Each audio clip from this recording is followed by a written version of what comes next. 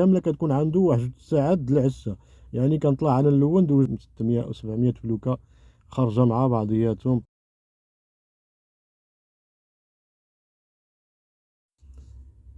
السلام عليكم ورحمه الله تعالى وبركاته. تحيه لجميع الاخوان المتتابعين ديالي الكرام، نتمنى انكم تكونوا بخير وعلى خير وبصحه جيده. اليوم ان شاء الله غادي نهضر على واحد الموضوع اللي صراحه كيف كنقول دائما حنا كنتبعوا الاحداث وكنكونوا مباشره مع الاحداث ومباشره مع حديث الساعه كيف كنقولوا دائما.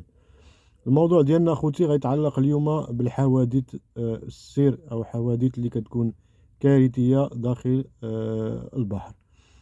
واليوم ان شاء الله غادي نهضر على هاد الفيديوز اللي غادي تشوفوا معايا، بما انه غدا ان شاء الله غادي يكون الانطلاق، غدا فاتح يناير غادي يكون الانطلاقه ديال موسم الاخطبوط في المغرب بصفه عامه.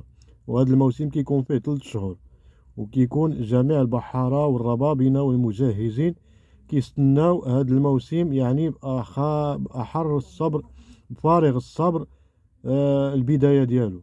وكيف كتشوفوا في الفيديو دابا حاليا الانطلاقه، هاد الفلايك اللي غتشوفوا يعني واحد الخرجه، الانطلاقه كارثيه كيفاش خارجين اكثر من 600 او 700 او 1000 فلوكه خارجه في ساعه واحده وفي توقيت واحد وفي نفس الميناء. ومن طبيعه الحال يعني في كل موسم كيكون هناك بعض الحوادث اللي كتكون مميته، حوادث كارثيه كيكون يعني العدد الضحايا ديالها بزاف. بحال مره اخرى العام اللي فات كان وقع واحد الحادث ديال الباركو في اعالي البحر. هذا الباركو كبير، كانوا فيه كثر من 20 طاقم وكلشي توفى وكلشي مشى، وبقى يعني العائلات ديالهم متشردين والارامل.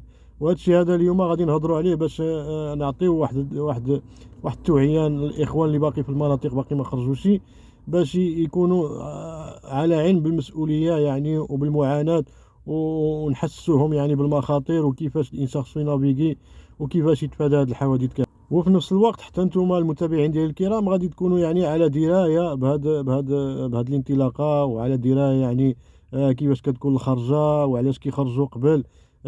حيت في المناطق ديال الجنوب عندهم المصايد بعادين. حنا هنايا في الشمال غدا عاد غيخرجوا الفلايك، غدا عاد تكون الانطلاقه وغادي يخرجوا في الصباح ان شاء الله. ولكن في الجنوب حاله خاصه، الجنوب عندهم المصايد بعادين، خصو الفلوكه خصها تبقى ماشيه يومين باش كتوصل للمصيد، وكيضطر هذا مول الفلوكه او هذا البحار باش يعمل 3 ايام ديال البحر عاد باش يرجع بحالو عند وليداتو.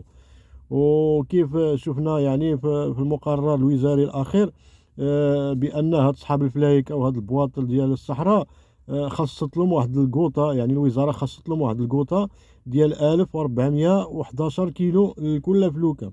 وهاد الناس كيضطروا يخرجوا بكري على 3 ايام او على 4 ايام باش يحاولوا ما امكن يصطادوا هاد الكوطه ويوصلوا للسقف الكوطه ديالهم. اذا خليكم مع الفيديو وتشوفوا هاد اللقطات ومن بعد نرجعوا باش نهضروا شويه من باب السلام.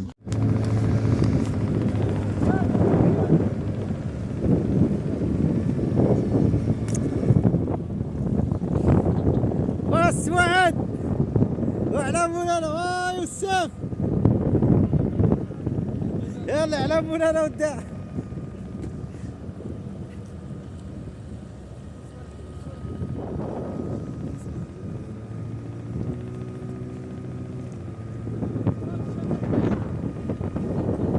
هات شاطه من حكاليكم هاكا.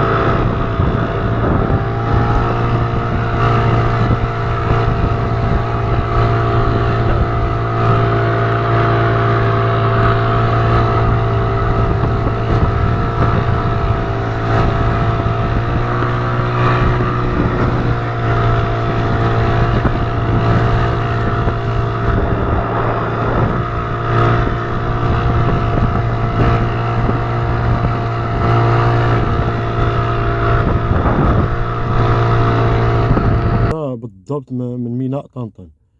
انا بالعاني عطيت لكم الفيديو تشوفوه باش يكون عندكم فكره على من انا كنهضر. كما شفتوا خرجه كارثيه، يعني اكثر من 600 او 700 فلوكه خارجه مع بعضياتهم. وهاد الناس هادو خارجين في العشيه، يعني غادي يبقاو ماشي الليله كامله، وغيصبح عليهم الصباح وغيزيدوا النهار اخر باش غادي يوصلوا للمصيد او المكان اللي كيصيدوا فيه. ومن طبيعه الحال اخوتي كما شفتوا هاد الخرجه هادي راه ماشي غير الفلايك اللي كيخرجوا بهاد الطريقه، حتى المراكب ديال الصيد في اعالي البحار والمراكب ديال الجران الباريخات حتى هما كيكونوا عاملين هاد الخرجه بحال هاد الظاهره اللي شفتوا دابا. وكاملين كيجمعهم، يعني الليل كيجمعهم هما في البحر وكلشي كيتلاقى في البحر، والليل كيجمعهم كما غادي نوريكم. يعني هاد التصاور د واحد الرادار صيفط لي واحد الرايس الله يجازيه بخير، كيفاش البحر عامل وكيفاش داكشي مشبك ببعضياتو، الفلايك شي مدخل بشي. واخا الرادار عندك يعني كيبان لك في الرادار كيبان لك داكشي مخشي ببعضياتو وداكشي قريب من بعضو بزاف. يعني صعيب كتكون الرؤيه بالليل. وهنايا كيوقعوا الحوادث لا قدر الله. واغلبيه ديال البواطن، هاد البواطن اللي كتشوفوا صغارين ما عندهمش الرادار، ما كيتوفرش عندهم الجهاز ديال الرادار اللي غادي يعطيهم الرؤيه للمدى البعيد بالليل.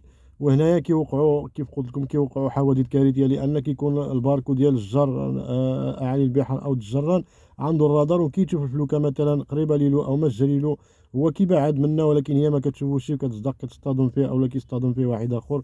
وهنايا كيكون العواقب وخيمه وكنشوفوا يعني ضحايا وكنكونوا فقدنا بزاف د الارواح. وباش نتفاداو هذا الشيء ان شاء الله باش ما يضربش.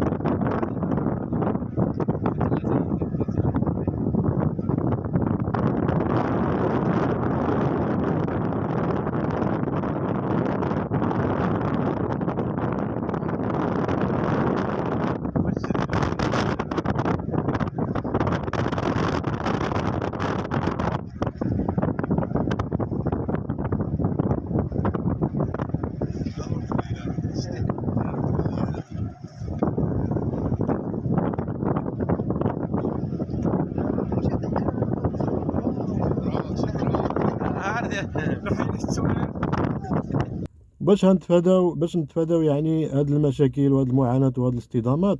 خاص الرويات والربابنة ديال الفلايك الله يجازيهم بخير ملي تكون الانطلاقة ديال الموسم مي نافيغاروش عاليين.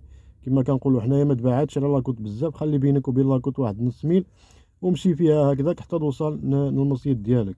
لان نص ميل ما غادي تكون ماشي مرتاح، حيت البراكوس اعالي البحار البطوه ديال اعالي البحار او ديال الجران ما غادي يكونوش قرابين منك، لانهم بيدهم غادي يكونوا عاملين الحساب وغادي يمشيو غادي يمشيو مثلا في واحد ميل او ميل ونص لاكوت.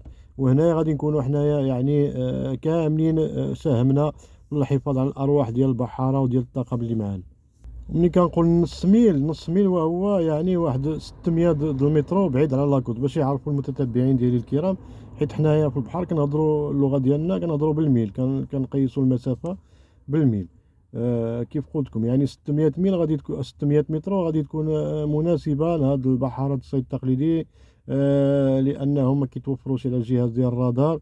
وكذلك واحد القضيه بالليل ما تنساوش الاضواء، يعني بالليل ضروري خصكم تكونوا شاعلين الاضواء د النافيغاسيون، على الاقل يكون عندكم غير واحد البالو او واحد ركيزه كبيره في وسط الباطو، او الصاري كما كنقولوا الصاري كيكونوا فيه بعض الاضواء احمر خضار، يعني باش يكون عندك واحد الرؤيه للمدى البعيد للناس اللي ماشيين بغارتك او الناس اللي موراك، او حتى الاصدقاء ديالك الروياس اللي ماشيين معك في نفس الاتجاه يكونوا يعني كيشوفوك باش يبقى واحد المسافه الامان بيناتكم.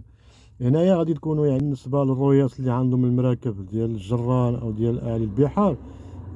هذه بالتجربه ديالي انا ملي كنت كنخدم في النافيغاسيون في البراكوس كبارين ديال اعالي البحار او باريخات كيف كنعرفوا باريخات الجران. كنا بالليل كنعملوا العسه، كيكون الرايس الطريق او الرايس الحوت فايق في الباسرير ديالو، يعني مقابل الرادار مقابل الجي بي اس. الامور يعني الالات كامله كتكون قدامه، هو كيكون فايق وكيكون فايق كذلك الميكانيسيان او الدوزيام ديال الميكانيكي. كيضطر الرايس يزيد معاه واحد البحار. هاد البحار كيكون عامل العسة، وهاد العسة كتوزع علينا حنا كاملين، يعني مثلا 20 واحد في الباركو، 20 بحار. هاد 20 بحار كاملة كتكون عنده واحد 2 ساعات د العسة. يعني كنطلع أنا الأول ندوز 2 ساعات ديالي بالليل مع الرايس في الباركو، كنشوف نلاحظ شي حاجة. يعني ديما كنكون فايق أنا في ديك 2 ساعات، كتسالى 2 ساعات ديالي، عاود كنهبط عند آخر، عند صاحبي نفيقو، كنقول له طلع دابا 2 ساعات ديالك وهكذا. وديك 2 ساعات مشا كدور علينا حنا كاملين كطاقم د المركب. وهنا كنكونوا يعني كاملين بينا مشاركين يعني في السلامة ديالنا وفي السلامة ديال الناس اللي قدامنا محيطين بينا. هذه أحسن طريقة اللي بغيت يعتمد عليها يعني الربابينة كاملين إن شاء الله. وبها غادي نكونوا غادي تتعاونوا، ما غيبقاش الضغط على واحد. لأن واخا الرادار، واخا كاين الرادار كما غنوريكم في التصويرة، واخا كاين الرادار الباطوات بزاف. وهاد الخرجه هادي يعني المغرب كامل هابط من واحد البلاصه بالضبط غادي يصيد فيها، وديك البلاصه معروفه بالبينيه. يعني المغرب كامل من الصحراء، من اكادير، من عيون، من اسفي، من الصويره، من طنجه، كيهبطوا الباطوات باش يصطادوا تما البينيه. يعني الموسم ديال البينيه كما كنعرفوا كيقولوا الموسم ديال البينيه وهو الاخطبوط. المغرب كامل وكلشي كيكون البحر عامر اخوتي لواحد الدرجه ما تصورش. وبهذه الطريقه هذه ان شاء الله غادي نكونوا ساهمنا يعني في الحفاظ على الارواح ديالنا والارواح ديال الناس اللي معانا، وكذلك الاضواء ما نساوش الاضواء. وهذا جزء يعني من المساهمه ديال البحر. اذا اخوتي كان هذا هو الفيديو ديالنا، وهذا هو الموضوع ديالنا. يعني كيف قلت لكم وكيف شفتوا كان الموضوع على السلامه ديال هاد الناس اللي كيخرجوا للبحر. وزائد واحد الحاجه اللي كنبغي ننصح بها يعني هاد الربابينه، الله يجازيهم بخير، وهو ما يفسدوش، لان الفساد ديال الثروه كيعود علينا بالامور سلبيه. عندك 80 كيلو جيب 80 كيلو، عطاتك الوزاره 100 كيلو جيب 100 كيلو. ما تحاولش، ما تقولش انا غادي نشمت صاحبي او غادي نشمت يعني الناس اللي كيصطادوا معايا. مثلا الوزاره عطاتك 90 كيلو، انت ما جيب 500 كيلو او 600 كيلو، كضطر انك تبيع ديك 90 كيلو يعني في المزاد العلني، واللي باقي كامل غادي تبيعه في السوق السوداء، وغادي تبيعه بواحد الثمن اللي هو هزيل وما كيشرفش ديك المنتوج. وهنايا غادي نكونوا الا طبقنا هذا الشيء غادي نكونوا احنا ساهمنا يعني في الحفاظ على الاستمراريه والحفاظ على الثروه السمكيه، باش نجبروا كيف قلت لكم يعني ما نصطادوش 5 ايام او 6 ايام، نبقاو كنصطادوا هاد 3 شهور اللي عاطينا الوزاره كامله باش نتمعشوا فيها.